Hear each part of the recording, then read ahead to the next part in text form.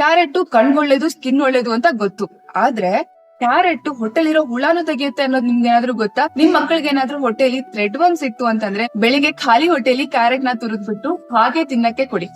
ಇದು ಹೊಟ್ಟೆಲಿರುವಂತ thread worms ನ remove ಮಾಡೋದಕ್ಕೆ ಸಹಾಯ ಮಾಡುತ್ತೆ. ಯಾಕಂತಂದ್ರೆ ಇದ್ರೊಳಗಡೆ ಆಂಟಿ ಪ್ಯಾರಾಸೈಟಿಕ್ ಪ್ರಾಪರ್ಟಿ ಇದೆ. ಇನ್ನು ನಿಮ್ಗೇನಾದ್ರೂ ಮಲಬದ್ಧತೆ ಇತ್ತು ಅಂತಂದ್ರೆ ಕ್ಯಾರೆಟ್ ನ 50 ml ಜ್ಯೂಸ್ಗೆ ಪಾಲಕ್ನ 250 ml ಜ್ಯೂಸ್ ಅನ್ನ ಆಡ್ ಮಾಡ್ಕೊಳ್ಳಿ. ಇದನ್ನ ಬೆಳಿಗ್ಗೆ ಖಾಲಿ ಹೊಟ್ಟೆ ತಿನ್ನೋದ್ರಿಂದ ನಿಮ್ಮ ಮಲಬದ್ಧತೆ ಕ್ಲಿಯರ್ ಆಗತ್ತೆ. ಇದಷ್ಟೇ ಅಲ್ಲ, ನಿಮ್ ಬಾಯಿಂದ ದುರ್ವಾಸನೆ ಬರಬಾರ್ದು, ಹಲ್ಲು ಉಳುಕ್ ಆಗ್ಬಾರ್ದು, ನಿಮ್ಮ ಒಸಡು ಸ್ಟ್ರಾಂಗ್ ಆಗಿರ್ಬೇಕು ಅಂತಂದ್ರೂ ಕೂಡ ಇದು ತುಂಬಾ ಸಹಾಯ ಮಾಡುತ್ತೆ. ಏನ್ ಮಾಡ್ಬೇಕು?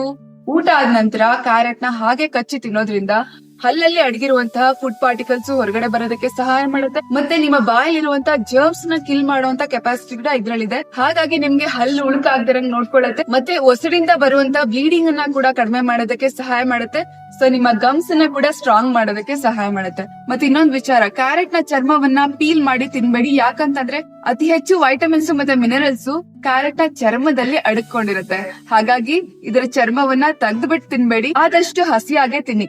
ಸೊ ಈ ವಿಷಯ ನಿಮ್ಮೆಲ್ಲ ಸ್ನೇಹಿತರಿಗೂ ಶೇರ್ ಮಾಡಿ.